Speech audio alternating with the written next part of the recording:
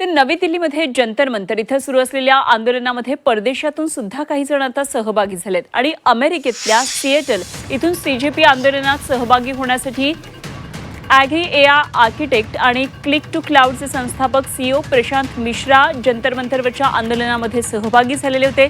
मायक्रोसॉफ्टचे AI agree pilot प्रोजेक्टसह संस्थापक असलेले मिश्रा मूळचे भंडारा मोहाडी या गावचे आहेत आणि भारतामध्ये एआयच्या माध्यमातून शेती करण्याचं तंत्रज्ञान रुजवण्यामध्ये मिश्रा यांचा महत्त्वाचा वाटा राहिला. दिल्लीमध्ये आंदोलनाच्या दरम्यान त्यांच्यावर सुद्धा लाठीचार्ज झाला, ते जखमी झाले. सरकार विद्यार्थ्यांसोबत असंवेदनशीलपणे हातात असल्याचा हा आरोप त्यांनी केला.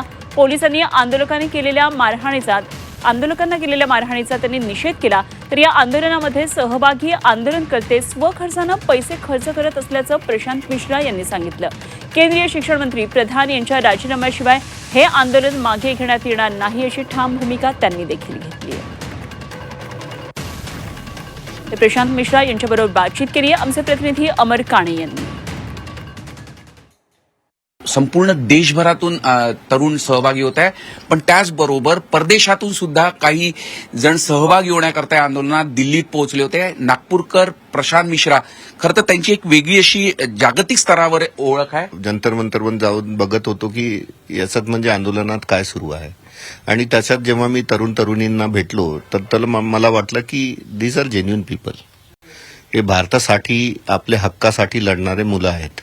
आणि मी अभिजितला पण सांगितलं त्या दिवशी की मी आदल्या 2 दिवशीपर्यंत फक्त तुमचं इंटेन्शन चेक करत होतो की तुम्हाला फक्त इथं आपलं नाव करायचं आहे किंवा आंदोलन करायचं. जेव्हा मी बघितलं की माझ्यासोबत त्यांनी झाडू काढली, सर्व कचरा वगैरे फेकलं, टॉयलेट साफ केलं, तेव्हा मला कळलं की हे नक्की हा मोठा होणार आहे. सीजेपीची जी मागणी आहे त्यालाच मी सपोर्ट करतो. धर्मेंद्र प्रधान यांनी रेझिग्नेशन द्यावं.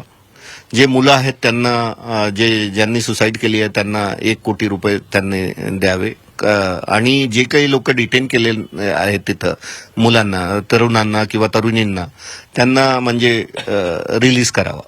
आपल्यासोबत प्रशांत मिश्रा होते. त्यांनी आपली रोखठोक अशी भूमिका मांडलेली आहे आणि सीजीपीची जी मागणी आहे तीच माझी सुद्धा मागणी आहे.